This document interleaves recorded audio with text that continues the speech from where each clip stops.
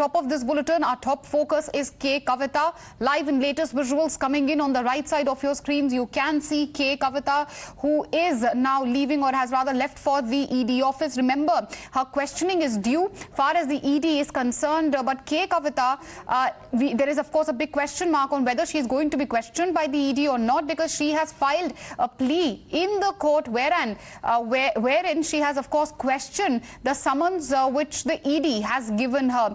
ED has also filed a caveat in the same case. ED basically wants the court to hear them first before passing an order. My colleague Bhavtosh is joining us live on the broadcast. Bhavtosh, give us all the details. K. Kavitha, we believe, has left for the ED office. Is her questioning due today? Is she going to be questioned or not, considering that the case is also pending in the courts? Well, Meenakshi, she just reached the Enforcement Directorate office here in New Delhi, and it's expected that around 11 a.m. her questioning will start. Last week on 16th of March, she was asked to join the investigation. That would have been her second round of questioning, but K. Kavitha skipped that questioning, claiming that she should have been questioned in Hyderabad, but not giving her any exemption. The Enforcement Directorate said that you make a physical appearance before the agency on Monday, and they said that even if you are a woman, you have to appear here. Now, the Enforcement Directorate sources said that any individual in this case, whether she is a woman or a man, they have all appeared here before the Enforcement Directorate. This case is being probed by the HIU unit of the Enforcement Directorate, and everyone has recorded this statement here. The case is being investigated for past 8 months. 12 arrests have been made. K. Kavitha, as you rightly said, has approached the Supreme Court, and in the Supreme Court she has questioned the jurisdiction of Enforcement Directorate, why this case is being probed by a unit based out of Delhi, not by Hyderabad. But more importantly, she has said that being woman, she should be questioned in Hyderabad, like Central Bureau of Investigation. On its part, the ED had filed a caveat saying that they should be heard before Supreme Court passes any order. Important because today's questioning is important, Meenakshi, primarily because there is no relief for K. Kavitha. There is no ED can question her. They can take any decision on her arrest because the SC has not given any interim relief to K. Kavitha. And today, Arun Ramchandra Pillai is getting over, his custody is getting over. He will be produced at a later stage today, post 2 p.m. in the court by seeking his further custody. ED has said that they would like to confront Arun Ramchandra Pillai with K. Kavitha. That did not happen last time around, and K. Kavitha in her six-page letter had pointed out that the whole idea of calling her here in Delhi was to confront her with Arun Ramchandra Pillai, but that confrontation never happened. Well, all right. So that's the big development coming in. If at all K. Kavitha is questioned, then she could be confronted with Mr. Pillai, and that's going to be very interesting to watch out for. Bhavtosh, stay with us. I'll come back to you on that point. Meanwhile, let me also go across to my colleague Sabyasachi. Sabyasachi, today, of course, we were expecting a massive showdown or a protest by the BRS supporters of K. Kavitha as well. What really is in the offing today as far as the politics related to the case is concerned? Well, absolutely. See, I'm standing right in front of K. Kavitha's residence, and you can see several party workers of the BRS have come at K. Kavitha's residence. And this is not the first time. We had seen that whenever K. Kavitha had been summoned by the ED office, the BRS party workers in large numbers have come to her residence. And while K. Kavitha has moved for the ED office, they also protested against the central government. Yesterday, K. Kavitha landed here in the national capital along with her brother, with the entire legal team of BRS. And also, what K. Kavitha is alleging, that ED is an extended arm of the central government, and it is nothing more than political vendetta because the BJP is not being able to make inroads in Telangana, and that is the reason why the BRS party leadership are are being targeted with the help of central agencies.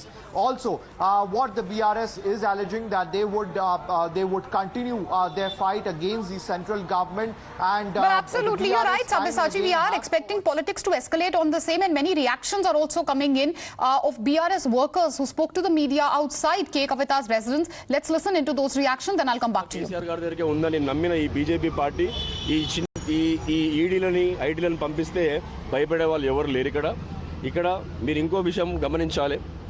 కవితక్క గారు ఎన్ని ఎదుర్కోవడానికైనా సిద్ధమే. ఎందుకంటే ఎప్పటికైనా న్యాయమే గెలుస్తుంది, నిజమే గెలుస్తుంది. కాబట్టి ఏ పోరాటానికైనా తను సిద్ధంగా ఉన్నారు.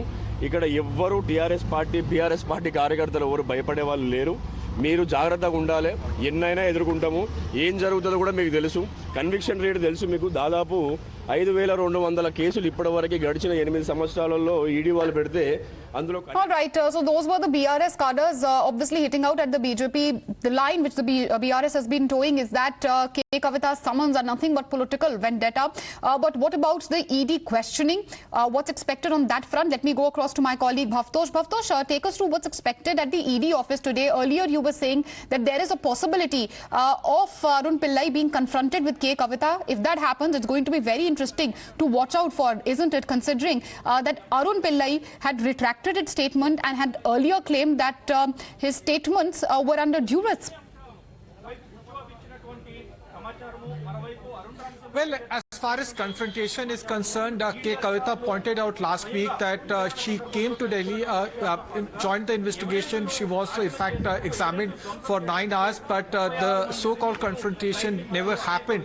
And when she asked ED, she said they could not come up with any right explanation. The entire case of Enforcement Directorate revolves around the fact that South Group had early access to the draft excise policy, the group of ministers report, even before it went to the Council of Ministers. And for this, because of the political setup or the political inclination between Manish Sisodia and K. Kavitha, the excise policy was drafted in a manner in which the South Group got some beneficial treatment, and for that around 100 crore rupees kickbacks were paid. And to recoup that kickback, the profit margin was increased from 5% to 12%, of which 6% would have gone as a kickback every year to public servants and to Aam Aadmi Party. Though Aam Aadmi Party as well as Manish Sisodia have always denied this charge. That's a basic case against K. Kavitha and against BRS and also against public servants. And on these grounds, she would be questioned. Importantly, the WhatsApp chats that have been retrieved from mobile phones, about that she would again be questioned. There are some mobile phones from where these draft excise policy have been recovered. Importantly, Meenakshi, there is also a flight details that have been found by the Enforcement Directorate.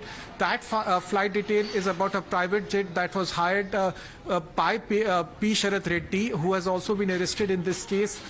And in this flight, every member of the South Group went from Hyderabad to Delhi. They stayed in a 5-star hotel, and in that business convention center of that 5-star hotel, they had excise policy much before it even became public. And the photocopier of that business center. Absolutely, and all these details are going to be very interesting and crucial to watch out for. Bhavtosh, stay with us. My colleague Sabyasachi is also live with us. I believe, Sabyasachi, you have some BRS leaders with you. Take us through all the politics which is happening around K. Kavitha. Well, absolutely. I'm being joined by BRS MP Venkatesh Neta. Sir, what do you have to say about the political aspect of it? Because K. Kavitha has told that ED is an extended arm of the central government, whereas the central government is stating that these are diversion tactics. See, for the last 8 years under the Modi ji's government, neither the farmers, nor the laborers, nor the women, nor the Dalits, nor Adivasis, they didn't get anything from this Modi's government during these 8 years. So during these 8 years, the Modi ji's government is anti-farmers government, anti-Dalit government, anti-tribal government, anti-women government. So on this, our leader, after forming the BRS party as a national party, our leader and BRS leaders as we MPs, we have been time and again raising the voice against the failures of Modi's government. Right? To suppress us. Because Modi ji, he don't have the guts to face the elections democratically. So he wants to rule India and he wants to take over the control of India by destroying all the regional political parties in various states. There are a number of witnesses are there. How this Modi is destroying the regional governments and he is forming without a majority. So here, because of that, we are raising the voice against his failures to suppress us, right? So the Modi's government, by using ED, he is trying to harass our BRS leaders. That's very clear. Not only BRS leaders. You take Sharad Pawar ko harass kare, Sonia Gandhi ko harass kare, Mamata Banerjee ko harass kare. Not only one. Time and again for the last 8 years, they are concentrating only destruction of opposition leaders, government opposition leaders parties. They are trying to weaken mentally the opposition leaders. They are not concentrating on development and welfare. एक ही उसका मकसद है, ये देश को पूरा अदानी को कैसा देना, अदानी का हाथ में रखना, thousands of crores, lakhs of crores, projects, corruption.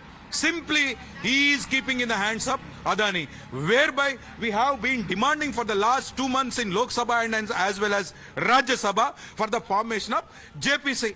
अगर वो उतना हरिश्चंद्र है तो, सत्य हरिश्चंद्र का भाई है तो, why he is hesitating to form JPC? You prove yourself.